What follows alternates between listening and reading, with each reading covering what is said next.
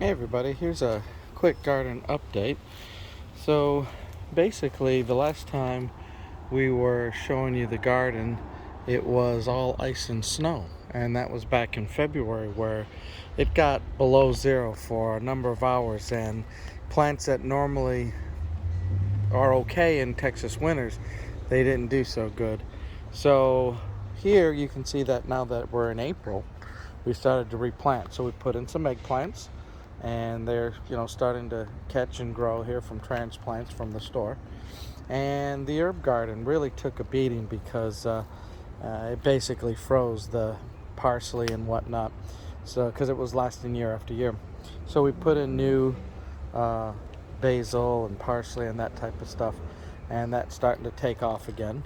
The gooseberries and blueberries in the containers were okay.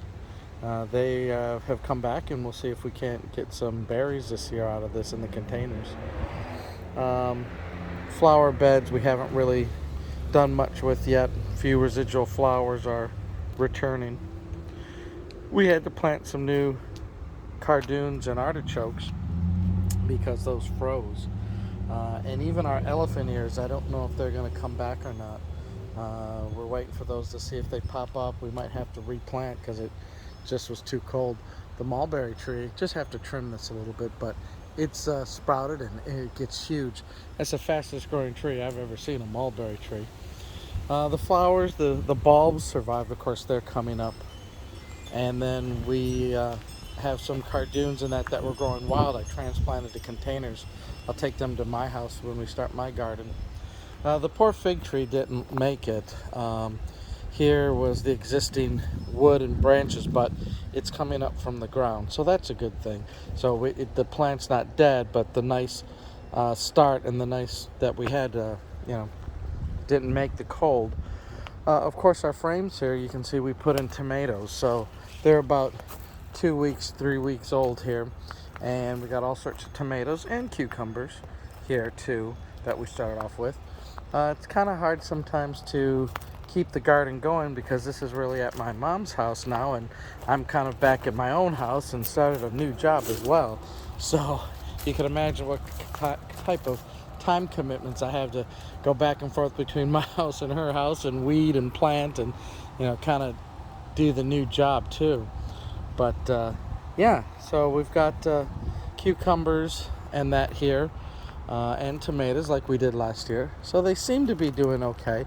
They're a little peaked. I think they need a little bit of fertilizer more, but we did have a big rain these last couple of days.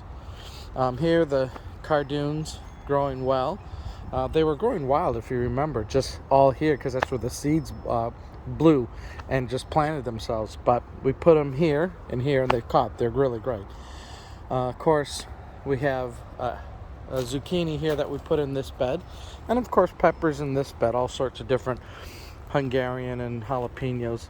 The goji berries, hey, they last. They can take the cold, and so you can see how they're really bushing out. We should have lots of goji berries. Then if you come over here, you see the raspberries. They're doing really well.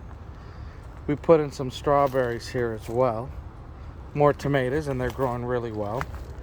And then back here, the blackberries. Didn't know if the blackberries were going to survive, but they have. We've cut them back. They've got white flowers, and they're starting to grow.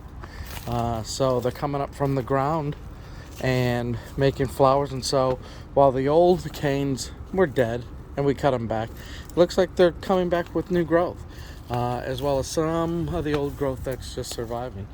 So anyways, here's just a quick little walkthrough of April and kind of starting the garden again for the new season, and we'll see what kind of success we have this year. So we'll have more videos, but just wanted to give you a quick update on where we're at. All right, talk to y'all later.